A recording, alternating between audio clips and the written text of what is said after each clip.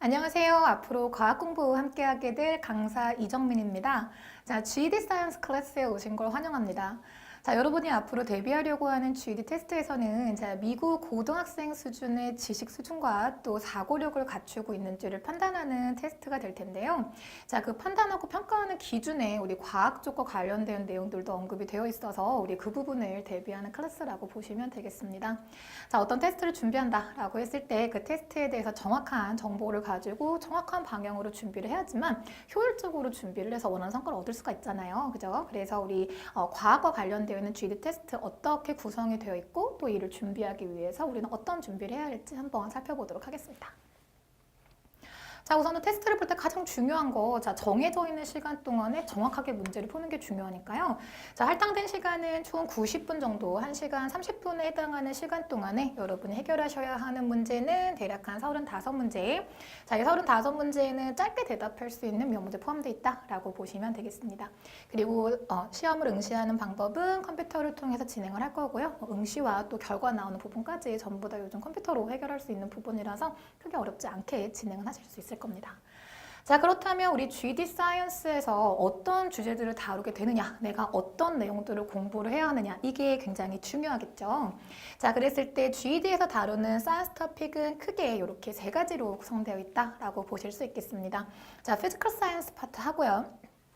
또 라이프 사이언스라고 해서 보통 학생들이 이제 생물이야라고 많이 알고 있는 분야, 또 얼스 앤 스페이스 사이언스라고 해서 최근에 이제 과학이 발달되게 되면서 조금 각광받고 있는 분야인데요. 자, 각각의 분야에 대해서 지금 문제 배분되어 있는 퍼센티지는 지금 보시는 것처럼 라이프가 40, 피직스 40, 그리고 얼스 부분이 20% 정도.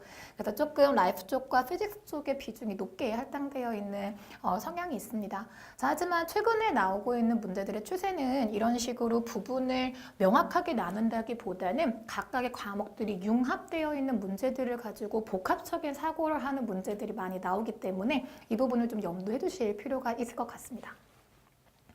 자, 그렇다고 한다면 문제 유형이 어떻게 나올 것이냐, 이게 관건이 되실 텐데요. 자, 아무래도 가장 많은 유형을 차지하는 건 멀티플 초이스 유형입니다. 그래서 몇 개의 보기들 중에서 정확한 답을 골라서 체크하시는 방법이 가장 많이 나오는 유형인데, 아무래도 주관식으로 답하는 칸이 없다 보니 주관식을 대체할 수 있는 방법으로 드래그 앤 드랍이나 또는 이제 셀렉션 박스를 이용을 해가지고 적합한 단어를 블랭크 부분에 채울 수 있도록 이런 식으로 구성이 되어 있는 테스트입니다. 드래그 앤 드랍 같은 경우에는 뭐 어떤 실험에 대해서 플랜을 짠다라고 했을 때 이 실험 순서대로 뭔가 필요한 내용들을 드래그 해가지고 순서에 맞게 뭐 나열하는 이런 방식의 문제가 나오기도 하고요. 또 필드 블랭크 문제 같은 경우에는 셀렉션 박스를 이용을 해서 적합한 단어를 집어넣도록 이런 식으로 유도하는 문제들이 출제가 되고 있습니다. 자, 그렇다면 이 테스트에서 정확하게 판단하고자 하는 능력이 어떤 능력이냐, 학생들의 단순 과학 지식을 보고자 하는 거냐, 아니면 다른 걸 뭔가 보고자 하는 게 있는지, 이 테스트가 원하는 능력이 어떤 것들인지 한번 살펴보실 텐데요. 일단 결론적으로 말씀을 드리자면 과학적인 지식이 굉장히 높진 않더라도 불안해하시지는 않아도 괜찮습니다. 자, 두드러지게 드러나는 특징 중에 하나는 자, 이 문제를 해결하는 과정에서 뭔가를 적용할 수 있느냐. 그런데 그 적용한다라고 하는 것이 아래쪽에 보이시는 것처럼 패시지를 읽어서 해석을 하신다거나 또는 그래프라거나 차트라든지 다이어그램 같은 것들이 문제에서 굉장히 풍부하게 주어집니다. 자, 거기에 나와 있는 정보들을 이용을 해서 크리티컬한 띵킹을 바탕으로 해가지고 리즈너블하게 판단할 수 있느냐, 이 사고력을 판단하는 문제들이 주로 출제가 되기 때문에 실질적으로 반드시 가지고 있어야 하는 과학적인 지식이야 라고 하는 부분은 그다지 높은 수준은 아닙니다. 하지만 여러분들이 충분히 풍부한 지식을 가지고 있다라고 한다면은 테스트를 준비하시는데 조금 든든한 마음이 드실 거고요. 저희 본 강의를 통해서도 사실 여러분들이 이렇게 리즈너블한 판단을 할 때 베이직으로 깔아줄 수 있는 지식들로서 이 정도는 좀 갖추고 있으면 조금 든든하게 시험 준비할 수 있겠다 하는 내용들 위주로 해서 내용 구성했다라고 생각하시면 되겠습니다. 자, 그렇다면 이러한 능력들을 판단을 한다라고 하더라도 과목별로 문제가 나오는 유형들이 다를 테니까 자, 각각의 과목별로 구체적으로 어떤 것들에 대한 공부를 해야 하는지 이게 조금 재미있는 부분인데요. 자, 일단은 피직스 사이언스라고 언급했었던 그 과목이 사실은 일반적으로 얘기하는 피직스 과목과 케미스트리 과목을 다 포함하고 있습니다. 전체적인 큰 틀은 하이스쿨에 해당하는 피직스와 케미스트리를 포함하겠다라고 하는 건데요. 우선은 chemical information 보시게 되면 지금 matter들의 structure하고 또 properties 그리고 chemical reaction이라거나 또는 이제 mass 관련해서 혹은 에너지 관련해서 conservation 개념을 다룬다든지 이러한 사항들이 GD 테스트에 주로 반영이 되고 있는 chemistry 지식이라고 보시면 되시고요. 또 관련해서 physics와 관련되어 있는 정보들은 지금 보시는 것처럼 마찬가지 matter들의 properties에 physical properties가 있기 때문에 뭐 이런 것들 다룬다라거나 혹은 이제 thermodynamics second law에 해당하는 disorder increasing을 다룬다라든지 또는 기본적인 forces하고 laws of motion들이라거나 여러분들이 가장 기본적으로 알고 계시는 물리학 지식을 요구한다. 라고 생각을 하시면 되겠습니다. 자, 두 분야를 합쳐서 40% 정도 할당이 나오는 문제 과목이기 때문에 각각 뭐 명확하게 20%라고 말하기는 좀 어렵고요. 최근에는 사실은 이 케미컬 부분과 피직스 부분이 통합되어 있는 문항들이 많이 나오고 있기 때문에 골고루 발달시킬 필요가 있는 부분입니다. 자, 라이프 같은 경우에도 마찬가지 다루고 있는 주제들이 조금 범위가 넓어서요. 사실 이제 중고등 수준에서 다루는 거는 이제 기본적으로 진행이 된다라고 했을 때 그것들 중에서도 뭐 셀 스트럭처라거나 또는 이제 헤리디티 같은 경우에는 캘큘레이션을 통해서 답을 내게 적합하기 때문에 최근에 문제에서 많이 반영을 하고 있는 분야고요.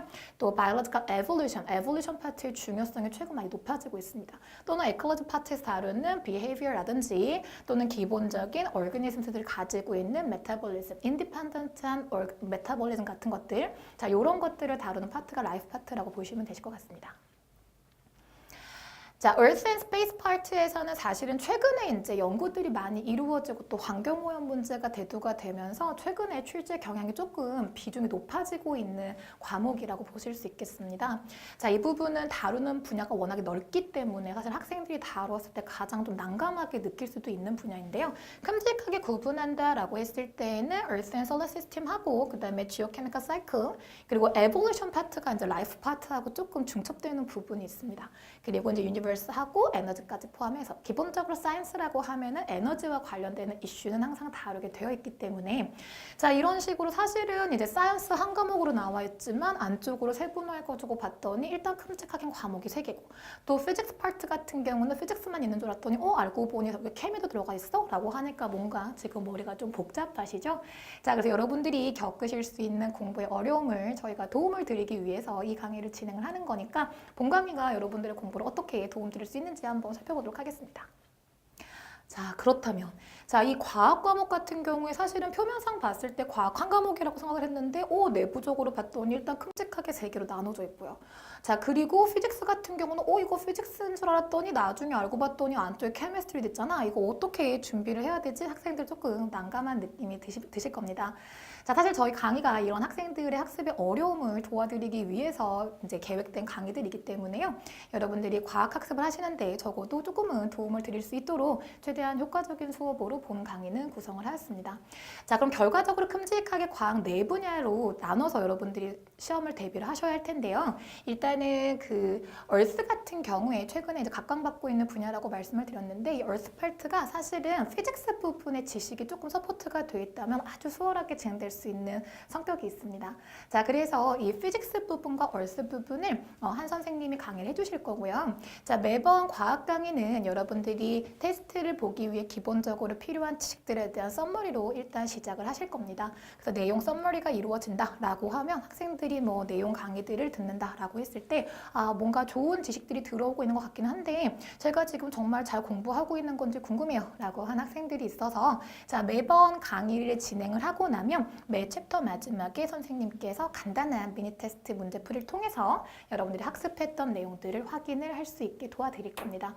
자, 그렇게 내용 정리 수업이 마무리가 되고 나면 실제로 여러분들이 이제 저 공부 열심히 했는데 이제 실전 문제 풀려고 하니까 조금 겁도 나고 또 어떻게 적응해야 될지 모르겠어요 라고 한 학생들이 많아서 실제로 문제를 풀이할 때 어떻게 접근하면 될지 선생님께서 문제풀이 요령과 관련해서 몇 가지 더 추가적인 강의로 진행을 해주실 텐데요.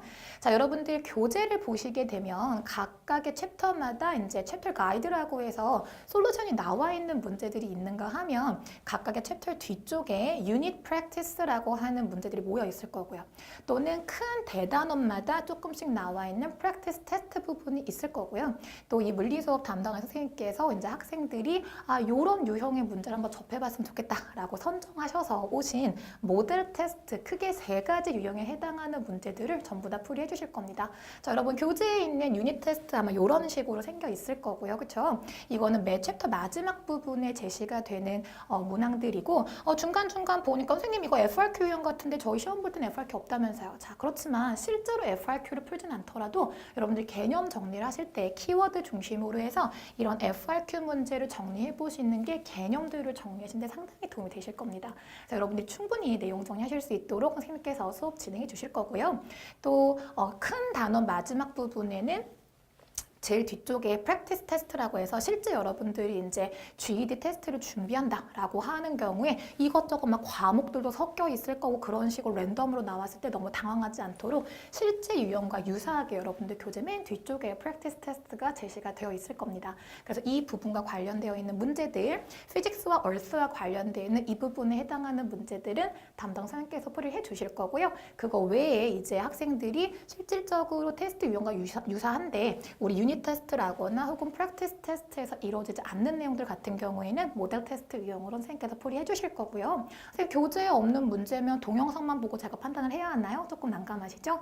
자, 우리 교재에 나와 있지 않지만 동영상 강의에서 진행되는 모든 문제들은 우리 이제 사이트 홈페이지에 게시판 쪽에 전부 다 업데이트를 해서 여러분들이 받아보실 수 있게 제공을 해드릴 예정이니까요. 충분히 문제 필요하신 만큼 풀어보시고 또 문제 풀이는 문제를 충분히 풀어본 다음에 해설 강의를 들어야지만 도움이 될 테니까요. 여러분들 다운로드 받으셔서 문제 충분히 풀어보신 다음에 문제풀이 강의 참고하시면 훨씬 더 효과가 높을 수 있겠습니다.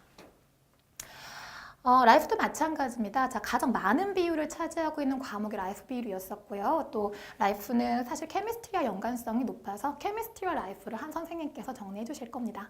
자, 마찬가지로 일단 기본적인 수업 구성은 필요한 기본적인 지식들을 정리를 할 거고 매번 지식을 정리를 할 때마다 간단한 미니 테스트를 통해서 학습한 내용들을 점검을 해드릴 거예요.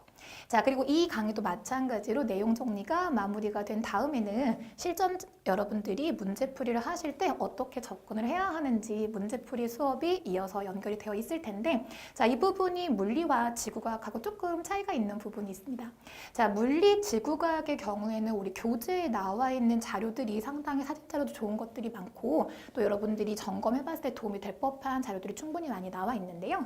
자, 이 바이오 같은 경우는 사실은 저희 교재가 그 광범위하고 자세한 사진들을 담기가 조금 한계가 있어서 저희 교재에 자세한 그림 자료라거나 도표 자료와 같은 것들이 제시가 되어 있지 않은 경우가 많습니다.